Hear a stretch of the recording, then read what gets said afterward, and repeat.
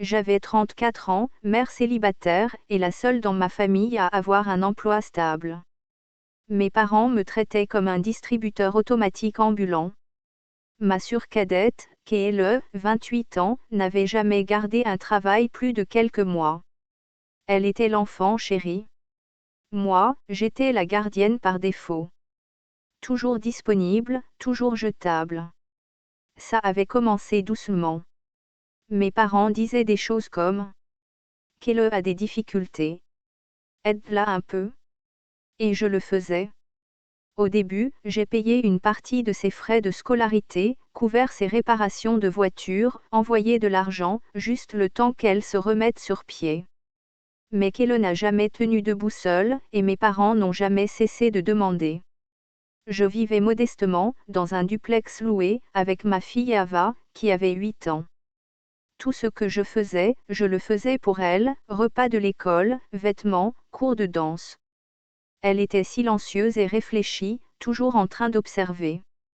Et elle observait, ce jour-là, le moment où tout a changé. C'était un jeudi après-midi quand j'ai reçu un texto de maman. Le loyer est dû. Aide ta sœur. Nous t'avons mieux élevé que ça. J'ai ignoré.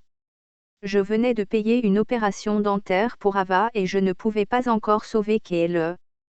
2 heures plus tard, ils sont arrivés chez moi. Sans prévenir. Maman n'a pas frappé. Elle a martelé la porte comme une créancière. Papa se tenait derrière elle, avec ce sourire suffisant qu'il affichait toujours avant de me faire la leçon. Pourquoi tu ne réponds pas à nos messages? Lança maman quand j'ouvris la porte.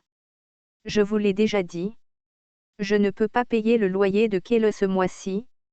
Ah, donc la facture du dentiste de ta fille est plus importante que le toit de ta sœur, ricana papa en entrant sans y être invité. Je ne suis pas responsable de son mode de vie, rétorquai-je en tenant bon. Elle avait des options. Elle a choisi de ne pas travailler. Ne me faites pas porter ça. C'est alors que tout a dégénéré? Maman lança son sac à travers la pièce, en hurlant. Sale ingrate. Tu crois que tu vaux mieux que nous, maintenant. Avant même que je comprenne, elle me gifla violemment. Papa m'attrapa par le bras et me repoussa contre le mur. Je trébuchai, me cognant à l'angle de la bibliothèque. Du sang perla à ma tempe. Ava hurla. Maman?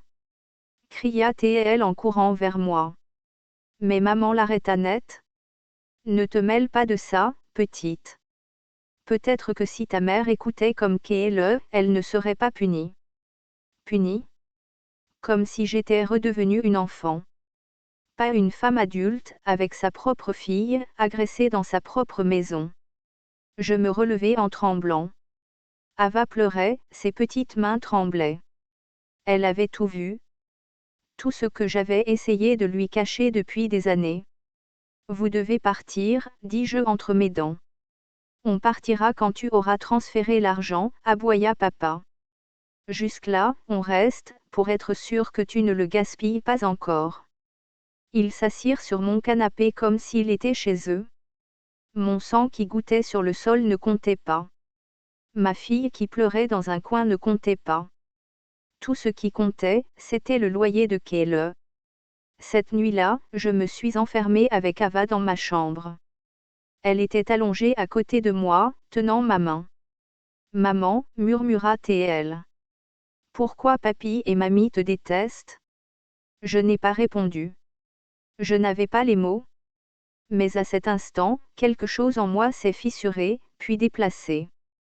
Le lendemain matin, j'ai conduit Ava à l'école, mes lunettes de soleil cachant mon œil tuméfié. Puis je suis allée directement au tribunal. Mon nom n'était pas sur le bail, mais je savais qui possédait l'immeuble. Et je savais une chose que j'ignorais. Depuis 2 ans, j'avais mis de côté tout ce que je pouvais. Chaque augmentation, chaque prime, chaque mission en freelance. Je ne faisais pas que sauver. J'investissais. Et l'un de ces investissements avait été d'acheter, discrètement, la maison où mes parents vivaient encore. Celle où j'avais grandi. Une saisie immobilière, bon marché. Je l'avais acheté via une société écran. Il n'avait jamais su. Mais désormais, j'avais une idée nouvelle. S'il voulait me rappeler ce que signifiait la famille, j'allais redéfinir ce mot à mes propres conditions. Je n'ai rien dit à personne de ce que j'allais faire. Pas même à ma meilleure amie. Pas même à mon avocat. Je voulais du silence, de la précision, et du pouvoir. Pour une fois dans ma vie, je ne voulais pas me justifier. Je voulais agir. Ce vendredi, pendant qu'Ava était à l'école, j'ai déposé une demande d'ordonnance de protection d'urgence. Les ecchymoses sur mes bras et le rapport médical récent suffisaient pour la faire passer. J'ai dit à l'officier. Ils m'ont frappé devant ma fille parce que je refusais de payer le loyer de ma sœur. Il n'a même pas scié. Vous avez fait ce qu'il fallait. Laissez-nous gérer la suite. Ensuite, j'ai contacté la gestionnaire de l'immeuble de mon enfance, celui que mes parents louaient encore au mois le mois. Je l'avais acheté 2 ans plus tôt, grâce à mes économies et à un investisseur silencieux pour qui j'avais travaillé en freelance. Mes parents ne savaient pas que je possédais le toit même au-dessus de leur tête. Ils ont encore du retard de loyer? Demandai-je, sachant déjà la réponse. 3 mois d'impayés, répondit-elle. Nous allions leur envoyer un avis. Non, dis-je. Laissez-moi m'en occuper. Ce soir-là, mes parents eurent l'audace de m'envoyer des textos. Papa, tu as humilié cette famille. Maman, Ava doit t'apprendre qui sont les vrais méchants. Papa, tu regretteras d'avoir choisi des étrangers plutôt que ta propre sœur. Ils ignoraient que je leur avais déjà fait parvenir une lettre recommandée avec un préavis d'expulsion de 30 jours. Et ils ignoraient ce qui allait suivre. Mais Keele, elle, l'a senti. Quelques jours plus tard, je la croisai au supermarché. Elle me regarda comme si j'étais de la boue. Tu joues encore les victimes. Ricana-t-elle, en jetant des produits capillaires hors de prix dans son caddie. Tu veux dire la victime de ton parasitisme? Répondis-je calmement.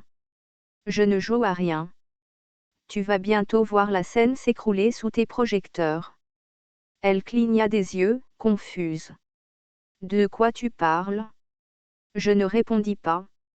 Certains n'apprennent qu'en tombant. Le lendemain matin, la lettre d'expulsion arriva chez mes parents. Maman m'appela en hurlant au téléphone. Comment peux-tu nous faire ça? Je répondis sans émotion. De la même façon que tu peux frapper ta fille devant son enfant. Facile. Mais où allons-nous aller? Sanglota-t-elle. Ce n'est pas mon problème, répondis-je. Mais si tu as besoin d'aide, peut-être que Kele peut payer votre loyer. Un silence lourd suivit. Puis elle raccrocha.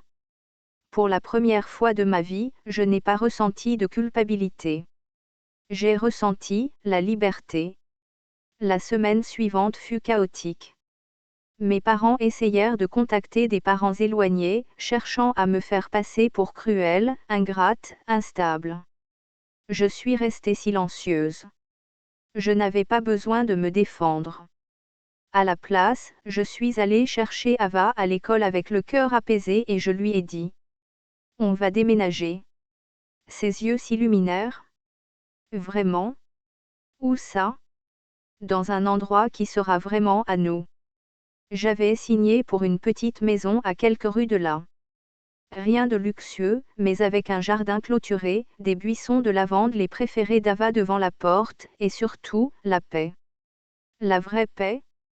Pendant ce temps, mes parents se débattaient pour trouver un logement avec Keele, qui, selon le dernier message que j'avais reçu, était désormais trop occupé pour les aider. Ironique. Je n'éprouvais pas de vengeance. Je me sentais guérie. Mais le coup final devait encore venir. Un face-à-face. Exactement 30 jours après la date indiquée sur l'avis d'expulsion, je me tenais de l'autre côté de la rue, devant la maison que j'avais autrefois appelée chez moi.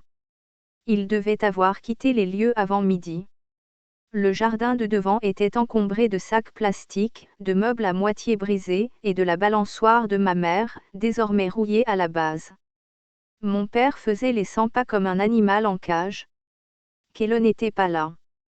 Apparemment, elle était partie à Miami pour se vider la tête. Je traversai la rue lentement, Ava tenant ma main, ses petits doigts se serrant plus fort à mesure que nous approchions. Elle portait un sac à dos, son carnet de croquis dépassant. Je n'avais pas prévu qu'elle assiste à cela, mais elle avait insisté. Je veux voir à quoi ça ressemble, quand les gens reçoivent ce qu'ils méritent. Au moment où ils m'aperçurent, ma mère se précipita vers moi. Tu ne peux pas être sérieuse, lança T.L. sèchement, traînant une valise derrière elle. Nous sommes ta famille. Tu nous jettes comme des ordures. Je la regardai sans ciller. J'étais une ordure pour vous quand j'avais besoin de protection. Quand Ava avait besoin de protection, vous m'avez frappé comme si je n'étais rien.